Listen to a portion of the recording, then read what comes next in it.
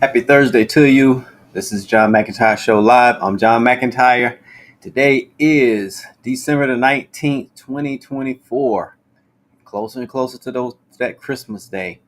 And I cannot wait. I'm getting more and more excited. I'm starting to receive those gifts. Some clients, past clients, they've always, sent those desserts. I know I've talked about it, but the closer I get, the more excited I get about that. And so yeah, I've been getting my share of all of those good desserts and sweets. So we're good. I'm full and pumped and ready for a good show today. And before I move, speaking of sweets and everything, I saw something very interesting. Today is National Hard Candy Day. National Hard Candy Day. And so someone asked me the question, what's my favorite hard candy? And I was like, I can't really decide. It's like seasonal. It's like this time of the year. Certain hard candies that I like this time of the year that almost you can only buy this time of the year. Some hard candies, um, but if I had to choose, the year round, the tried and true Jolly Rancher. Give me the watermelon or the strawberry Jolly Rancher. I'm good. So it's been around forever, and it never ceases to disappoint. So I'm always good. So I guess if I had to choose, Jolly Rancher would be my one. And so I'm always asking the question, out there, what would be your favorite hard candy? But let's get into this show. Today's show is basically it's a combination of wallet win and it was a conversation with some folks. One of them was sharing that they had received a new job that they will be starting 2025. The other person standing there was like, I wish I could get a new job for 2025. They basically, it's not that they're unhappy. They just know that where they are is just not cutting it anymore. And before they go into the unhappiness, they actually, they do like their job. They would like more pay, more responsibilities, those types of things that would, move one up the ladder. Because any person that's in the job force and they really like what they do, or they are goal oriented, they're wanting to succeed financially. We all know that our income is our, number one wealth building tool and financial success tool. And so mine is always, one of my rules is always to increase your means, which means find ways to increase your pay. Well, some people, they know me. I'm going to lean towards, if you have a job, leans towards the side hustle, entrepreneurship, things like that, your own business. But I do say, make sure you maximizing your pay where you work, in your industry, in your career, your job, or whatever. Make sure that you're getting paid the highest you could be paid in it. There's nothing wrong with that. Some people, because I've known a few people that were thinking of starting a side hustle and they wanted to make an extra, $10,000 a year, and side hustle can easily do that. I said, but I think you have more room in your actual job, in your career. You could actually get that, make a few changes, and a few changes were made, and lo and behold, they exceeded $10,000. They just needed someone on the outside looking in to just say, hey, have you really done what you're supposed to do in your career, your job, your company, to make sure that you maximize your income there? Because every job does have a ceiling, unless you CEO of a large, Fortune 500 company, or a large company, your CEO, executive. You can pretty much get your income way up there. I know some seven figure earners in jobs, CEOs, COOs, CFOs, things like that, and sales. So it's possible, and they love what they do. And so entrepreneurship is the equalizer when it comes to everyday people can generate a very high income.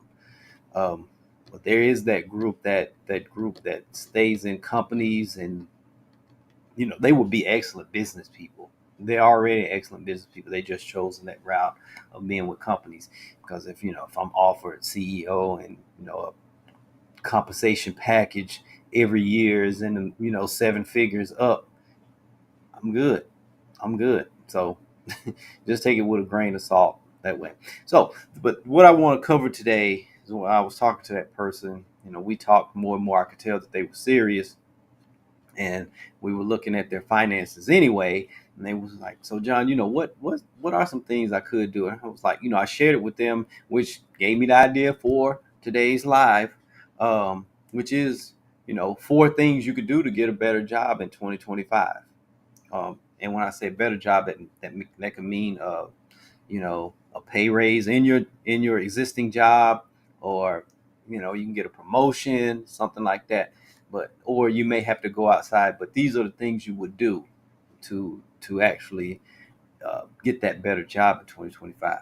Number one, you want to perform an audit on your skills, your talents and skills. Make sure you're maximizing your talents and skills. You're looking at, if it's in your job and you're happy with your job, um, have I developed all of the skills to really, really succeed in the job that I'm doing, or the career or whatever? Are there skills that I need to develop?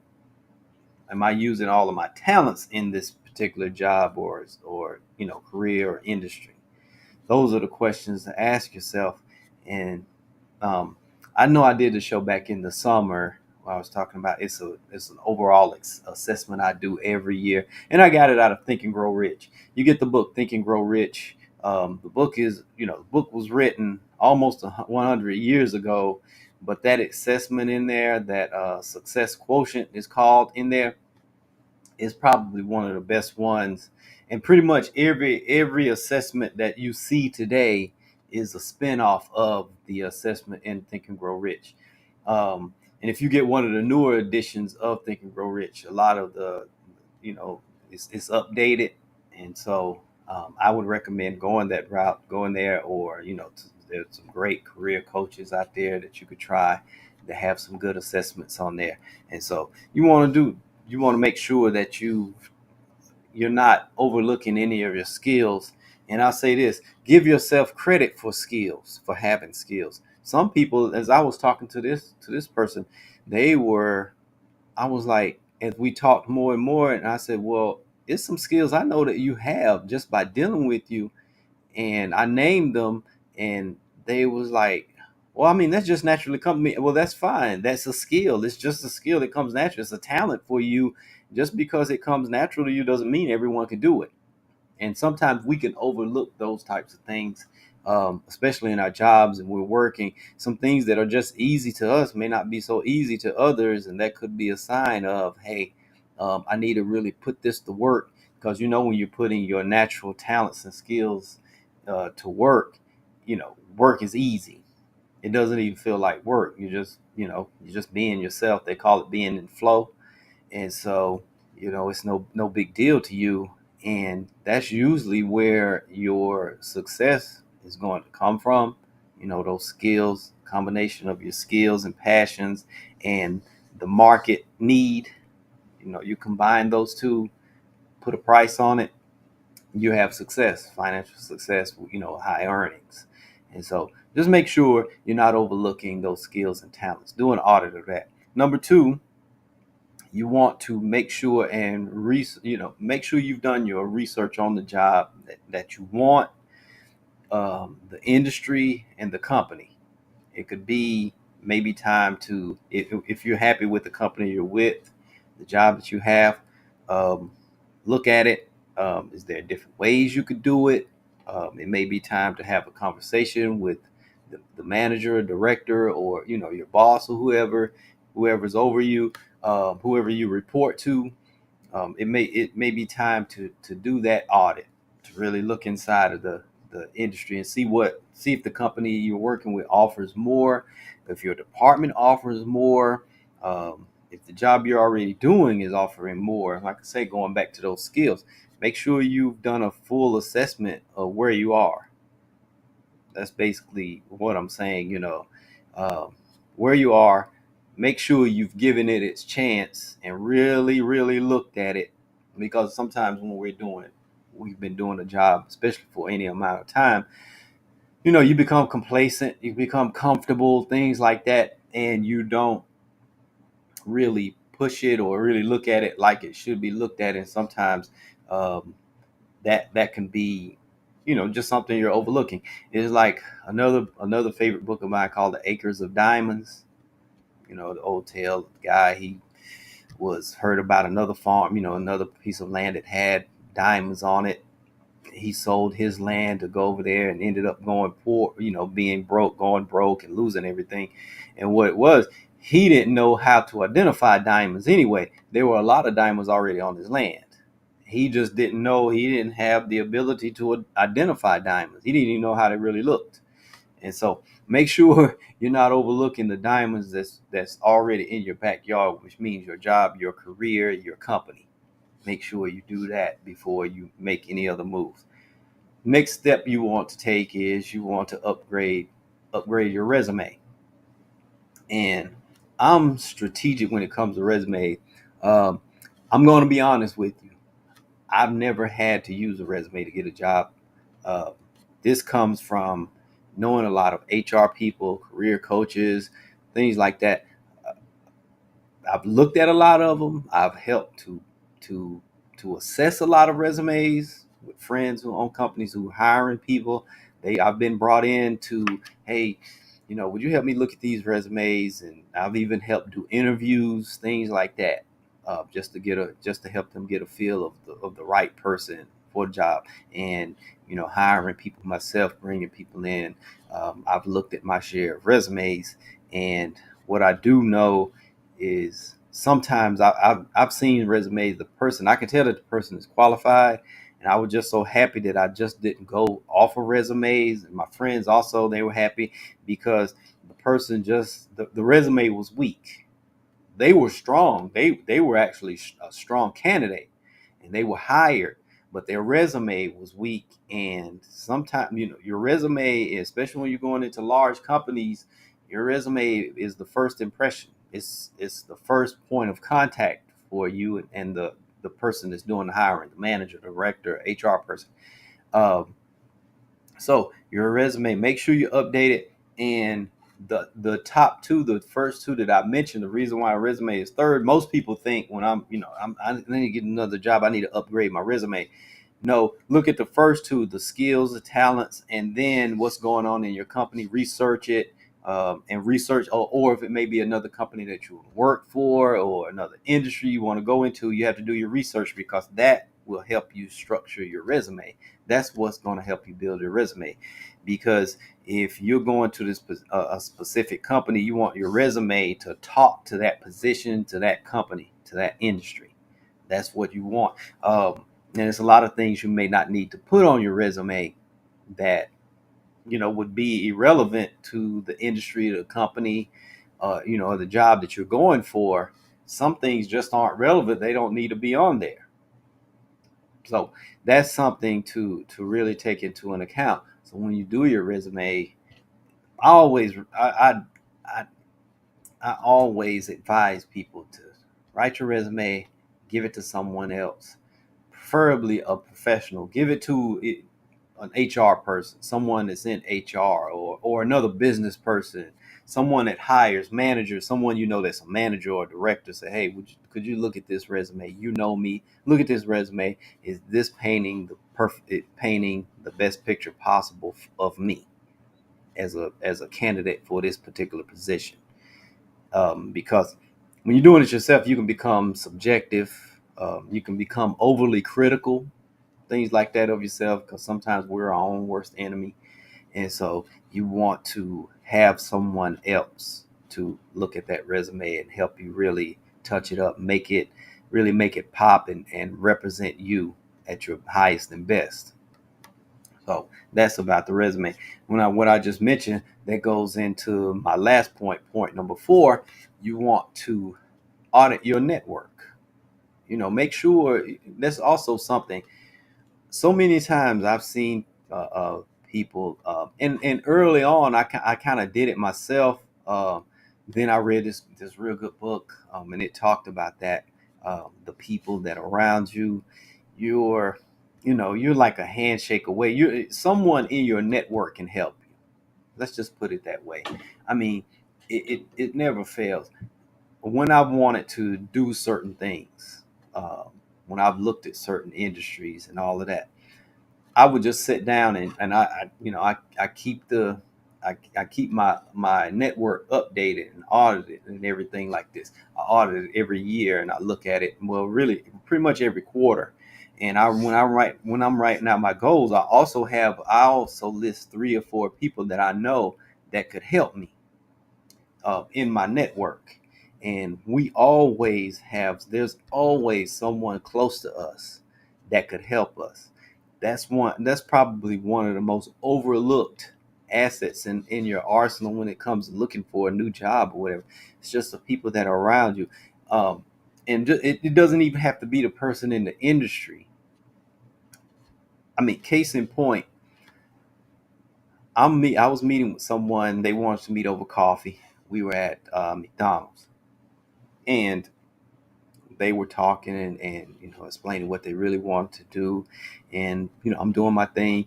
So who do you know in the industry, this, that, and the other? And they were just saying, well, that's just it. I don't really know anyone in the industry and everything. Well, it's a very friendly lady. She works at McDonald's. She's retired, but she works a part-time job.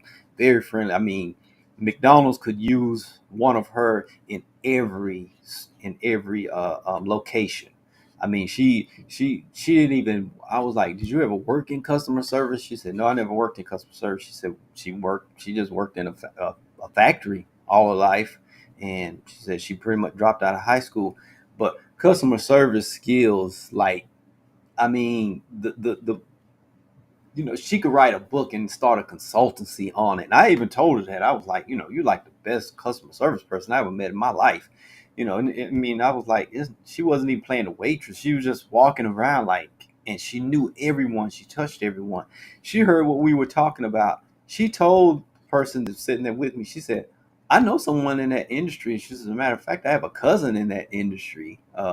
And he's like a manager and all of this. And next day, my friend's talking to the person just like that. And I said, she's one of my network people because she knows a lot of people. She works at McDonald's, for goodness sake.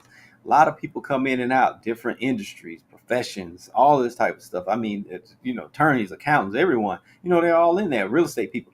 Real estate, one of my biggest meetings with real estate people is, McDonald's most of the time. We're just drinking coffee and talking about things.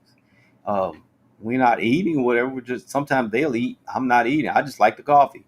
A couple of dollars for a good cup of coffee. And what I'm going to get out of that meeting. And so I said that I shared that story because I want people to realize you can't like exclude anyone from your network. You just have to ask. It's what one of my mentors have said. You have to ask to get. You have to ask to get. It's in the Bible. Ask and you shall receive. It's just that simple. Seek, you will find. Knock, it shall be opened unto you. I'm not preaching or anything. It is a principle. It is a principle. It's one of the greatest wisdom. It's the great wisdom of the ages. People are not going to read your mind.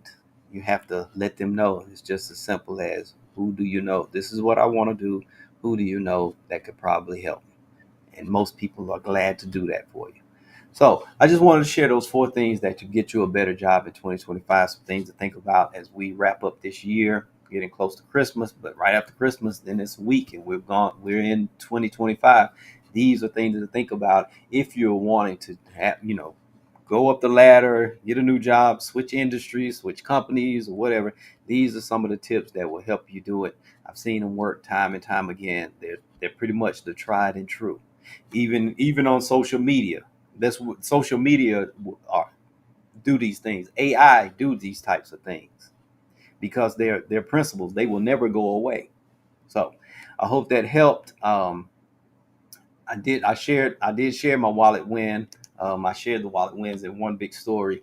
But before I go, I want to say if you do have any wallet wins you want to share with me and want to celebrate them, hashtag wallet wins, send them. I will share them. If you have a question, send that uppercase or capital Q, whichever one you use, and say that every time. Or if you just have a comment, or if you would like to be a guest on the show. I'm always looking for good guests to be on the show with me. So, that being said, I will see you tomorrow at this same time on Facebook and YouTube. So, have a good day. We will see you tomorrow.